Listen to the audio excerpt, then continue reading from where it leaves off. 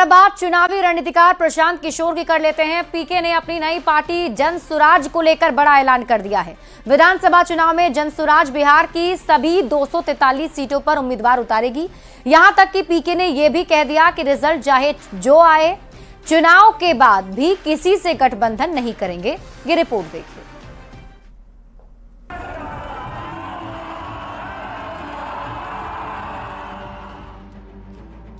बिहार का चुनावी मैदान, पीके का बड़ा प्लान, गठबंधन से दूरी की जुबान, अकेली लड़ने का ऐलान। बिहार में इसी साल विधानसभा के चुनाव हैं और इलेक्शन होने में अभी 8 महीने का वक्त बाकी है, लेकिन जनसुराज के संयोजक प्रशांत किशोर ने अभी से ही कमर कस ली है और एक बड़ा ऐलान कर दिया है। बेतिया में लौरिया के साहू जैन स्कूल में हुई जनसुराज की जनसभा में पीके ने इस बात की घोषणा की कि जनसुराज अकेले 243 सीटों पर चुनाव लड़ेगी। 2025 ही नहीं बल्कि 2029 का चुनाव भी जनसुराज अकेले ही लड़ेगी। 2025 में 243 सीट पर जनसुराज चुनाव लड़ेगी और 2029 में भी 243 सीट पर ही लड़ेगी। प्रशांत किशोर ने भी ये साफ कर दिया कि बिहार चुनाव में उनकी पार्टी किसी से गठबंधन नहीं करेगी। चुनाव के बाद भी किसी के साथ गठबंधन नहीं होगा।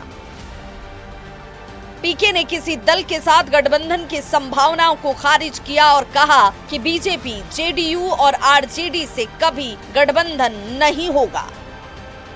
जीते जी ये संभव ही नहीं है। कम से कम जब तक मैं जीवित हूं, मैं इस काम को कर रहा हूं, सवाल ही नहीं पैदा होता है कि बिहार में किसी एग्जिस्टिंग दल के साथ हम लोग कोई गठबंधन कर लें। प्रेस कॉन्फ्रेंस में पीके ने बिहार के मुख्यमंत्री नीतीश कुमार और नेता प्रतिपक्ष तेजस्वी यादव पर भी जमकर निशाना साधा। पीके ने सीएम को चुनौती दी कि सीएम नीतीश में दम नहीं कि वो अकेले चुनाव लड़े।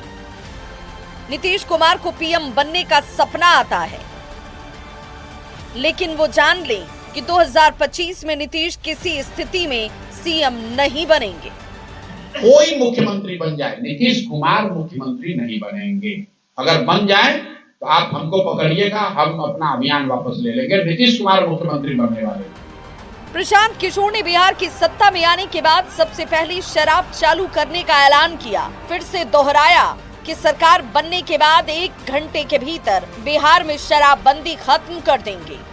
हालांकि ये तो चुनाव में तय होगा कि पीके बिहार की सत्ता में आएंगे या नहीं। बेतिया संवाददाता मुन्ना राज के साथ ब्यूरो रिपोर्ट, न्यूज़ 18।